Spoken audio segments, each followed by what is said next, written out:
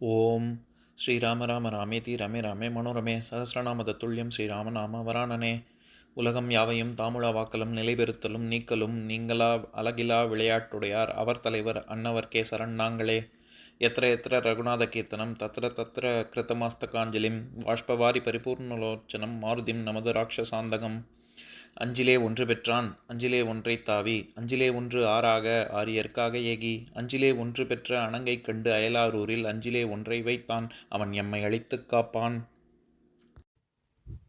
இன்னைக்கு நம்ம கம்பராமாயணத்துல பாலகாண்டத்துல மிதிலை காட்சி படலத்துல 109வது பாடல் பார்க்க போறோம். நினக்கு ஓலாது ஆகின் ஐய நீழ்நிலத்து யாவரேனும் மனக்கு இனியாரை நாடி வகுப்பல் யான் வேள்வி என்ன சினக்கொடுந்திரல்லோய் முன்னர் தேசிகர் பிழைத்து வேறு ஓர் நினக்கு இதன் நாடி நின்றர் நீசனாய் விடுதி என்றான். இதுதான் பாட்டு. இப்ப நம்ம பதம் பிரிச்சு பொருள் பார்க்கலாம். ஐய திரிசங்கு வசிஷ்டனை நோக்கி, தலைவனே, நினக்கு ஓலாது ஆகின், என்னை இவ்வுடம்போடு சொர்க்கம் ஏற்றும் செயல் உனக்கு முடியாது என்றால், நீழ்நிலத்து பெரிய பூலோகத்தில் யாவரேனும் எவராயினும் மனக்கு இனியாரை நாடி என் மனதுக்கு இசைந்தவரை தேடி யான் வேள்வி வகுப்பல் அவரை கொண்டு எண்ணிய யாகத்தை நான் செய்வேன் என்ன என்று கூற, வசிஷ்டன் கோபங்கொண்டு அவனை நோக்கி, சினம் கொடு திரளோய், சினமும் கொடிய வலிமையும் உடையவனே, முன்னர் தேசிகன் முன்னோர்களின் குருவினிடம் பிழைத்து அபச்சாரப்பட்டு அவனை நீக்கி வேறு ஓர் நினக்கு இதன் உனக்கு விருப்பமான வேறொரு குருவை நாடி நின்றாய், நீ தேடி நின்றாய். ஆதலால் நீசனாய் புலையனாய் விடுதி ஆகிவிடுவாய் என்றான் என்று சபித்தான். இப்ப நம்ம இந்த பாட்டுல இருக்கக்கூடிய நயங்களை பார்க்கலாம். அதாவது பரம்பரையாக இருக்கக்கூடிய ஆச்சாரியன் குருமார்களை நீ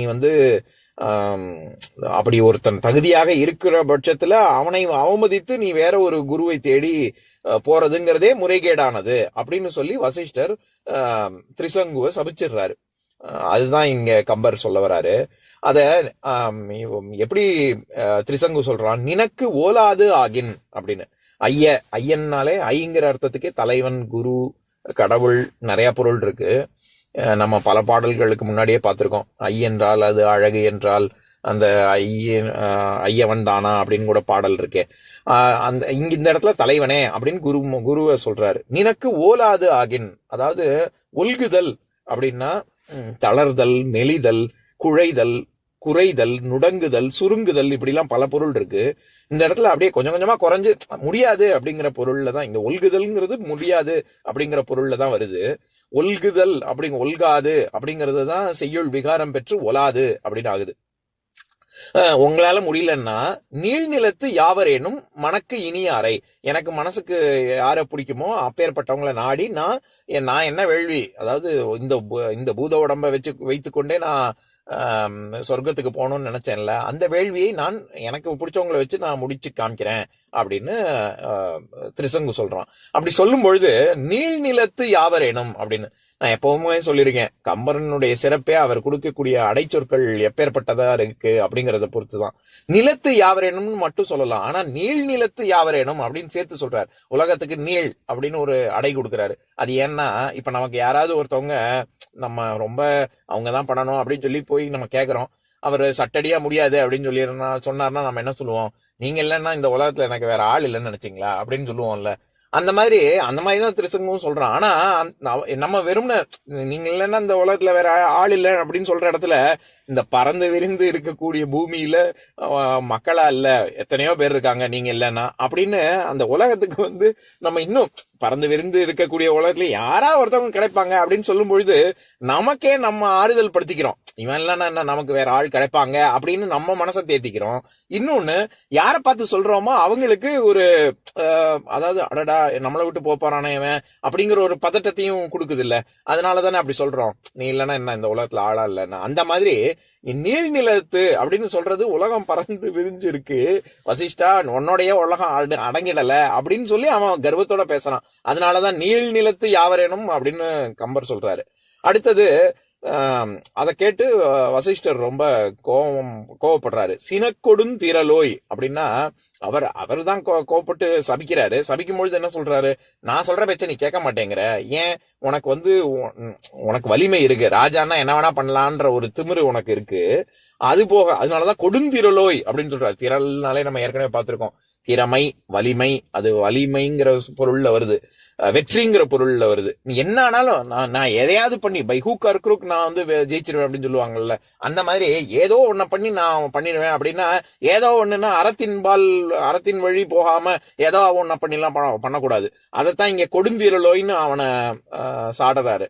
சினக்கொடுந்திரலோய், வெறும் கொடுந்திரலோய் மட்டும் இல்ல, நீ வந்து கொடுமையான ஒரு வலிமை, எதையாவது மைட் இஸ் ரைட்னு சொல்லுவாங்கல்ல, அந்த மாதிரி எதையாவது பண்ணி நான் வந்து பண்ணிடுவேன் அப்படின்னு நீ சொல்றது மட்டும் இல்லாம, நீ கோபத்துல வேற ரொம்ப ஒரு ஒரு சினத்தின் உச்சியில நீ இந்த வார்த்தையை விடுற அப்படின்னு தான் சொல்றாரு. முன்னர் தேசிகர் பிழைத்து, இந்த தேசிகன் அப்படின்னுங்கிற சொல் வந்து ரொம்ப ரொம்ப ரொம்ப அற்புதமான சொல். இப்ப நம்ம இங்கிலீஷ்ல வந்து ப்ரீச்சர், டீச்சர்னு சொல்றோம்ல, அந்த வார்த்தைகள்லாம் இருக்குல்ல, ப்ரீச்சருக்கும் டீச்சருக்கும் என்ன வித்தியாசம்?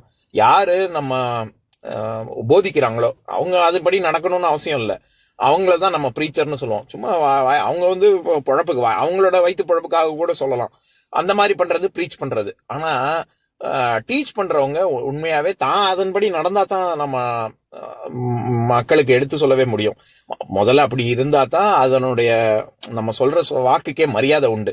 இப்ப திருவள்ளுவர் சொல்றாரு, அதே திருக்குறளை கூட தான் நம்ம எல்லாம் சொல்றோம், ஆனா நம்ம சொல்றதுக்கு மரியாதை இல்ல, திருவள்ளுவர் சொல்றதுக்கு தானே மரியாதை இருக்கு.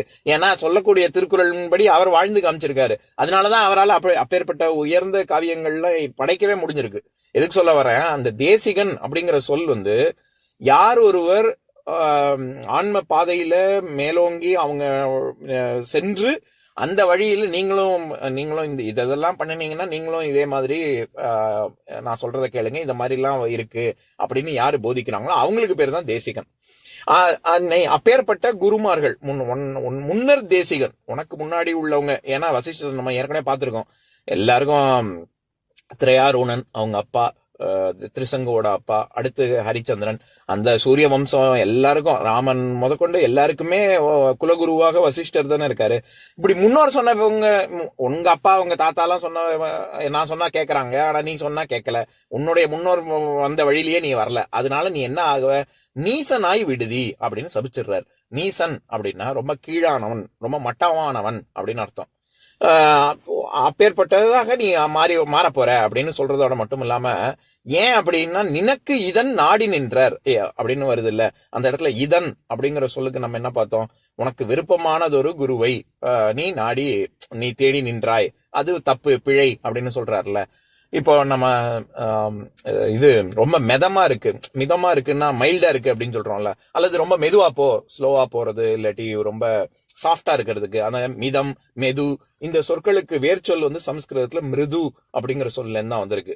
எதுக்கு சொல்றேன், அந்த மாதிரி ஹிதம் அப்படிங்கிற சமஸ்கிருத சொல்ல தான் இதம் அப்படிங்கிற சொல் வந்திருக்கு, ரொம்ப மனசுக்கு ரொம்ப எதமா இருக்கு அப்படின்னு சொல்றோம்ல, அந்த மாதிரி இங்க சொல்றாரு கம்பர்.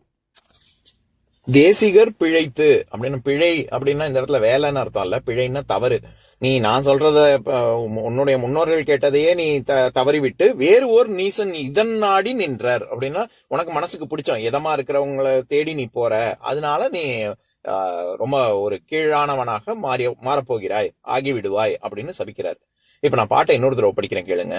நினக்கு ஓலாது ஆகின் ஐய நீழ்நிலத்து யாவரேனும் மனக்கு இனியாரை நாடி வகுப்பல் யான் வேள்வி என்ன, சினக்கொடுந்திரலோய் முன்னர் தேசிகர் பிழைத்து வேறு ஓர் நினக்கு இதன் நாடி நின்றார் நீசனாய் விடுதி என்றான். இன்னொரு நாள் இன்னொரு பாட்டு பார்க்கலாம்.